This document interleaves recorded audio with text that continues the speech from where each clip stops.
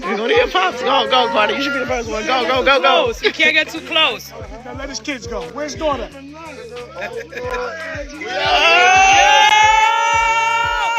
not get close to the gate, guys. They're gonna tell us to move. Let's see it, nigga. Where's daughter? Let little Sharon get in there. Let little Sharon get in there. Let's go. Where's little Sharon at? New York legend. Max B finally walked free after serving around 16 years behind bars. What a moment that was. Seeing him step out, smiling and saying, "Them jeans ain't tight enough," had everybody cheering. The most emotional part? Watching him reunite with his kids after all that time, you could tell it hit him deep, especially when he hesitated for a second before hugging his daughter.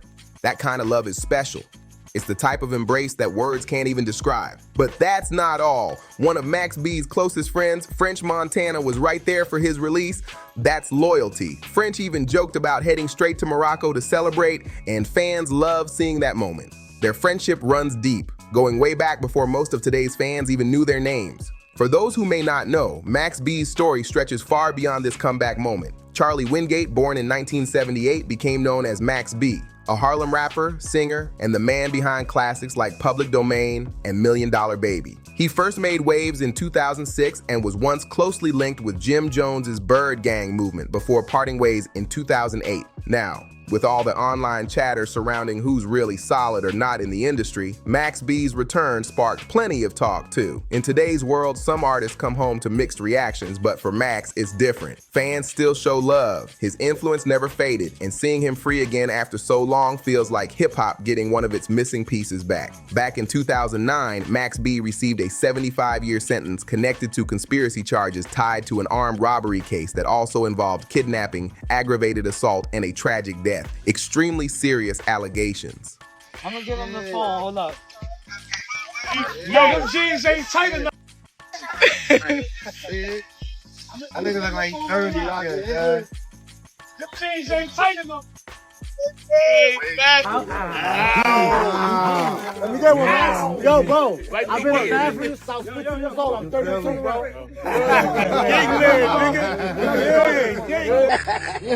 Where I be at? At the time, people kept mentioning his ties to Jim Jones during the Bird Gang era, wondering why anyone would even get close to something like that. But the situation was far more complicated than quick headlines made it look. Court records show that multiple appeals were filed, and one key account came from co-conspirator Gina Conway, who testified for the state. That's where the timeline starts to make sense. According to the case, Max B and his co-defendant, widely known as his stepbrother, were 28 and 21 in September 2006, which lines up with the incident date and the 2009 sentencing. People around them often thought they were biological brothers, but paperwork and testimony pointed to a stepbrother connection. At that time, Gina Conway, described as Max B's on and off girlfriend, worked as an exotic dancer at a Bronx club called Sin City, and her interactions with a patron allegedly set off the chain of events the court examined later. The narrative presented was that she met a high-spending visitor and relayed that he flashed wealth, expensive cars, Louis bags, and lots of cash, which allegedly sparked talk of a lick, meaning a planned theft in street terms. As it was told in court, the plan was described as a robbery and nothing more, but what unfolded went way beyond what anyone should have allowed to happen, ending in a loss of life and a courtroom outcome that shaped Max B's next decade and a half. This is sensitive history, and it's important to treat it with care. Real people were affected, and the legal record reflects the gravity of what happened. For the purposes of this story, the focus stays on verified case details, the relationships involved, and how a risky plan turned into a long prison sentence that defined an era for a New York artist with a major legacy. As many know, plans in situations like this don't always go how people expect, and the case files say this one veered way off course fast. According to records, the two men involved, Alan Plowden and David Taylor, were described as partners in a criminal scheme tied to mortgage, real estate, and credit card fraud, driving flashy cars around New York City and reportedly carrying a Louis Vuitton bag with large amounts of cash, sometimes up to $40,000. On September 19, 2006 in the Bronx, Plowden noticed Gina Conway across the street, introduced himself, and the two grabbed a drink, a chance meeting that would later be cited as the spark for everything that followed. Hey, they ain't know we was out this early. Domain Diego. Domain Diego. Yes, sir. Yes, sir. Yes, sir. Yo, my name so they call me La Ola. Yes, sir. Where my babies at? From UK. Let's go.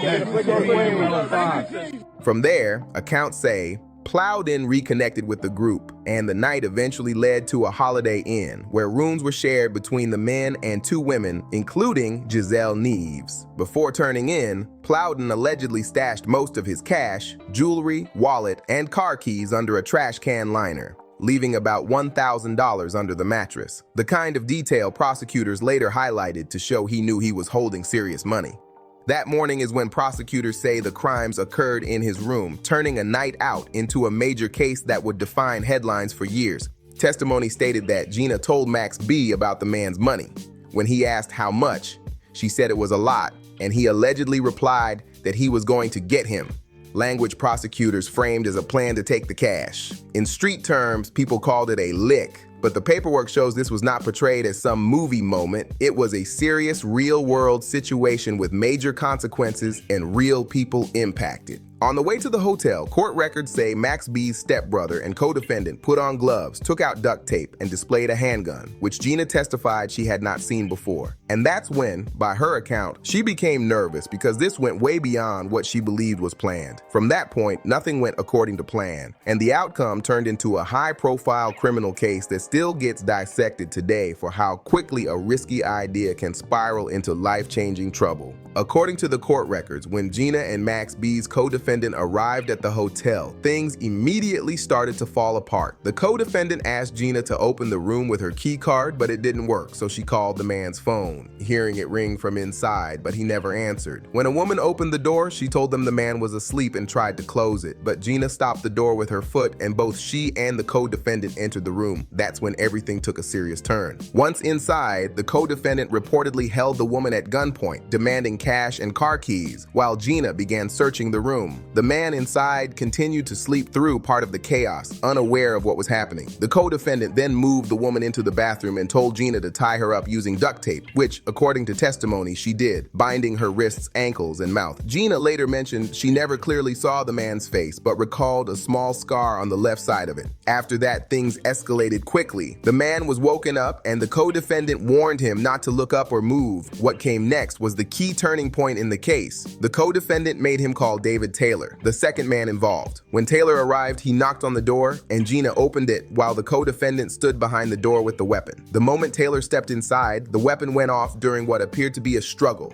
a tragic outcome that changed everything. The reports make it clear Max B was not present at the hotel during the incident, but prosecutors described him as the alleged mastermind behind the plan. He had reportedly sent his younger stepbrother, who was around 21 at the time, to carry out the robbery with Gina. Gina had already told Max B about the man and his money, describing him as someone showing off large amounts of cash. The plan was supposed to be a quick theft, nothing violent, but once the co-defendant showed up with duct tape and a weapon, it crossed a dangerous line that no one could take back. It was a situation that spiraled out of control fast, showing how one bad decision can lead to life-changing consequences for everyone involved. According to the case testimony, Gina still went ahead and opened the door, leading to the tragic series of events that followed. Once inside, she and the co-defendant restrained the woman, and the co-defendant reportedly pointed a weapon at the man inside, telling him to call his associate. Damn!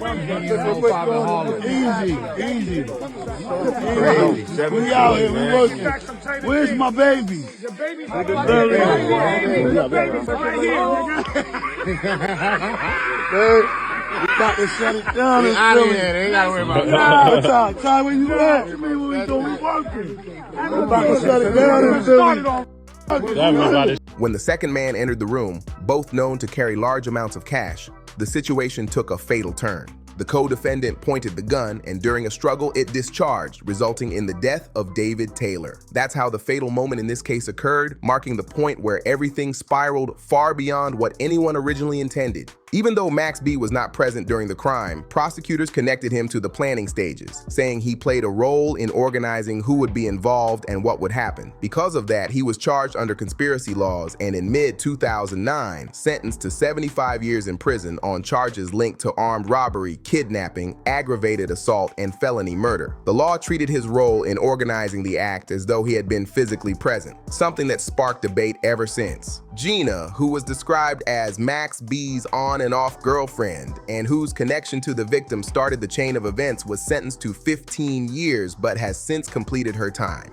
The co-defendant, identified as Kelvin Ledoux, also known as Pooh Sims, received a life sentence for his involvement. Years later, his name resurfaced online through social media, where he identified himself as Max B's co-defendant and claimed he had been wrongfully convicted. That statement reignited conversation about the case, especially after rumors circulated that he had accused Max B of cooperating with authorities, an allegation that caused tension among fans and within the music community. The rumor was particularly shocking because at one point, Max B himself had accused others, including Jim Jones, of similar things. I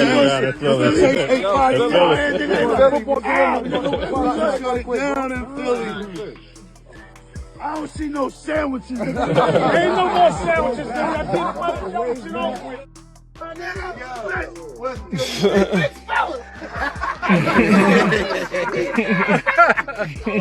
All this shit. All this shit right here. Hold that. That back and forth created serious confusion among supporters, turning the case from a tragic crime story into a long-running debate about loyalty, betrayal, and truth in the world of hip-hop legends. The big question that started circulating online was simple.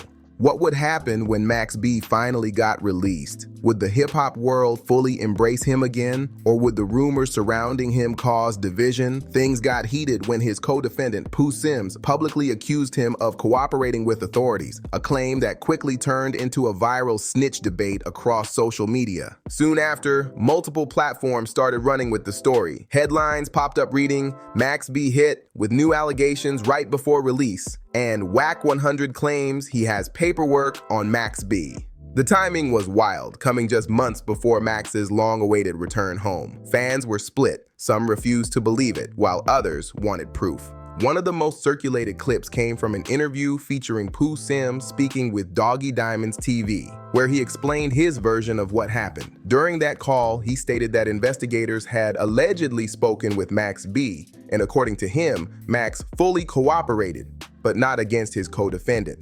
Pooh claimed that Max had only helped locate Gina, his former girlfriend, who was also involved in the case. Not long after, a blogger known as King Earner claimed he received the court paperwork directly from Pooh Sims and started breaking it down publicly. The internet lit up once again as fans debated whether the documents actually proved anything or were being misinterpreted. The situation turned into a mess of rumors, half-truths, and online speculation. Some people demanding receipts, others defending Max B as a man who'd already done his time. The conversation wasn't just about guilt or innocence anymore. It became about reputation, loyalty, and what staying solid really means in the rap world. At this point, online debates were getting wild. Clips, interviews, and reactions were everywhere. Some content creators were analyzing the paperwork line by line, but others started pointing out how confusing the whole snitch narrative had become. One creator summed it up perfectly, saying the entire claim boiled down to Max B supposedly telling investigators where his girlfriend worked. That's it. According to court files, when officers asked who his girlfriend was, Max B reportedly answered honestly, her name was Gina, and she danced at a club in the Bronx called Sin City. That statement alone became the center of an online storm. Supporters questioned how simply confirming someone's job could be considered cooperating. There was no evidence he blamed anyone for the crime or revealed secret details, yet somehow that line became the foundation of a whole rumor campaign meant to stain his name. Commentators began comparing definitions, pointing out that real cooperation usually means giving detailed information that incriminates others. But in this case, the record didn't reflect that. It only showed that Max identified who his girlfriend was and what she did for work, nothing more. Now, the paperwork from Max B's official appeal actually clarifies things further. After the tragic shooting, investigators arrested Gina Conway, and according to those same documents, she gave a full statement that implicated both Max B and his stepbrother, Pooh Pooh Sims. In short, Gina, the same person who introduced the men to the victim and helped plan the robbery, was the one who officially testified against them. That's where the true cooperation occurred. Gina Conway ultimately agreed to testify in exchange for a plea deal, which reduced her potential life sentence to 15 years. She reportedly provided detailed accounts of what happened, which the prosecution then used in court. So when it comes to who actually spoke to investigators and cut a deal, the legal record makes it clear. It wasn't Max B who gave the authorities key information, it was Gina. Still, that distinction didn't stop fans and insiders from debating the truth. Even years later, people continue to argue about who said what and why, proving just how deeply this story still grips the hip-hop community. People online kept arguing about the word snitching, but when you actually look at the details, it's clear that Max B's statement, simply saying his girlfriend worked at a club, didn't solve or change the case in any way. That kind of comment didn't reveal anything the authorities didn't already know, and even court documents confirmed it. So if anyone in this case actually cooperated, it wasn't Max. It was Gina, his former girlfriend, who gave a full testimony and signed a plea deal for 15 years, officially testifying against both Max B and his stepbrother. Now here's where things get even deeper. The co-defendant, Kelvin Ledoux, also known as Pooh Sims, is listed on the New Jersey Department of Corrections site with a parole eligibility date of June 26, 2070. Yes, 2070. That means he's serving a life sentence. According to state records, he was convicted on 2 counts of murder, 1 count of aggravated manslaughter, kidnapping, multiple robbery charges, a weapons charge, and conspiracy. The paperwork literally spells it out. He's in for life. So that raises a serious question. Why would Kelvin be the one publicly speaking out against Max B now? From the outside looking in, it appears that frustration plays a big part in it. Max B's sentence was reduced over time, from 75 years to 20, allowing him to finally come home while Kelvin remains behind bars with no real hope of release. For someone sitting in prison that long, watching another person from the same case walk free could easily cause resentment.